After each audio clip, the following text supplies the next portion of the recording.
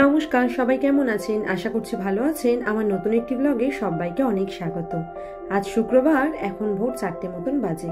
আজ আমাদের ডেনভার ছাড়ার পালা। একটা সপ্তাহ যে কিভাবে কেটে গেল, আনন্দ, হুল্লোড়, খাওয়া দাওয়া, আড্ডা, বুঝতেই পারলাম না। ভোর ভোর এয়ারপোর্টে ঢুকে পড়লাম। এবার চেক ইন করে লাগেজগুলো দেওয়া হয়ে গেছে। আমাদের ফ্লাইটের টাইম 7:30 নাগাদ।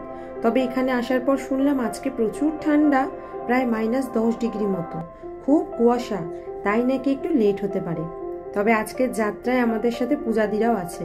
ওরাও আজকে ফিরে যাচ্ছে ক্যালিফোর্নিয়া।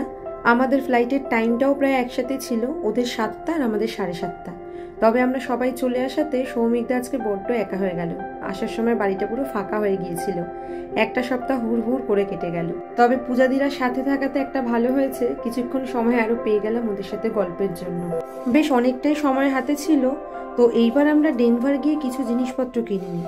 ভাবলাম যখন এসছি, এয়ারপোর্টে অনেক কটা দোকানও ছিল টুকটাক মতন গিফটের জিনিসপত্র নেওয়ার, তো এখান থেকে একটা দুটো মেমেন্টো নিয়ে যাই। তো অনেক জিনিসই দেখলাম, তার মধ্যে মনে হলো এই ফ্রিজ ম্যাগনেটগুলো নিই।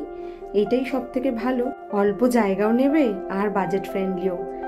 এখানে অনেক কটা ছিল ডেনভার কলোরাডোর ফ্রিজ ম্যাগনেট, বাছাই করে 2-3টে নিলাম। এই নিচেরটা বেশ ভালো, তাই না?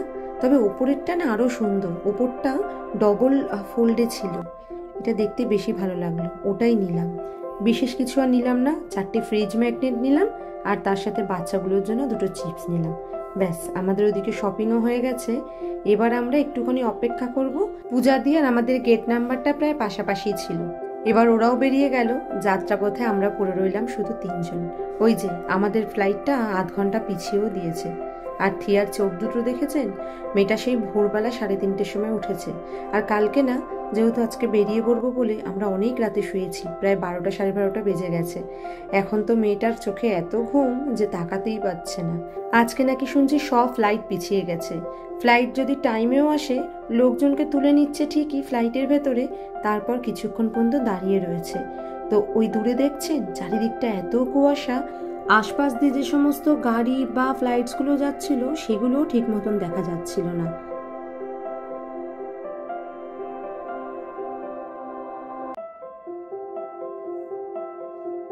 ব্যাস, অপেক্ষার অবসান। যাত্রাপথের দিকে আরও এক ধাপ এগিয়ে গেলাম। আমি বারেবার ধরে ডাকছিলাম ঠাকুরকে আমরা যেন এইবার 3জনের পরপর ফ্লাইটের সিট পাই। গতবার আমরা 3জনের 3টে আলাদা সিট পেয়েছিলাম। 2টো সিট ম্যানেজ করতে পারলেও একটা পারিনি। সে থিয়া ফ্লাইটের মধ্যে এত চিৎকার চেঁচামেচি করেছিল। ব্যাস, উঠে পড়েছি আমরা ফ্লাইটে, 3জনের পাশাপাশি সিটও পেয়েছি। এবার দিলাম বাড়ির উদ্দেশ্যে রওনা। বিদায় ডেনভার, বিদায় কলোরাডো। আর কখনো আসতে পারবো কিনা জানি না, তবে শহর, তুমি ভালো থেকো।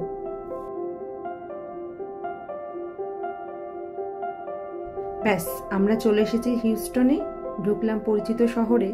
খুব অল্প সময় থাকলেও একটা টান তো তৈরি হয়েইছে।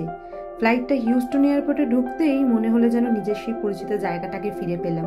ওদিকে রাজীব গেছে ব্যাগেজ ক্লেম থেকে ব্যাগগুলো কালেক্ট করতে। ওগুলো নিলেই আমরা এবার এখান থেকে বেরিয়ে যাব। কুয়াশার জন্য আজকে সমস্ত ফ্লাইট লেট ছিল, তাই আজ অনেকক্ষণ অপেক্ষা করতে হলো ব্যাগের জন্য। হিউস্টনে ফ্লাইটের টাইম ঢোকার ছিল প্রায় 10:30, আর এখন প্রায় 12টা মতো বাজে। ব্যাস, আমরা ব্যাগ পেয়ে গেছি। এবার সোজা উবার ধরে যাব বাড়ি। সারা জার্নিতে থিয়ার সাথে ছিল তোজো। এই খেলনাটা ডেনভারে সৌমিক আঙ্কেল আর পূজা মেমির থেকে থিয়া পেয়েছে। আরো অনেক জিনিস পেয়েছে, তবে এটা ওর কাছে খুব প্রিয়। ব্যাস, আমরা বাড়িতে ঢুকলাম। থিয়া এসেই ঘুমিয়ে পড়েছে। মেয়েটা এত ক্লান্ত। যদিও বা আমরা সবাই ক্লান্ত ছিলাম, তো রাজীব বাড়িতে এসেই বলল আর কিছু রান্না সেরম একটা করতে হবে না, একটু ভাত বসিয়ে দাও। আমি এসে স্নান সেরে আলু সেদ্ধ ভাত বসালাম। আজকে আর সেরম কিছু করব না। খেয়ে দিয়ে আবার একটু বেরোবো স্যামস ক্লাব বা ওয়ালমার্টে।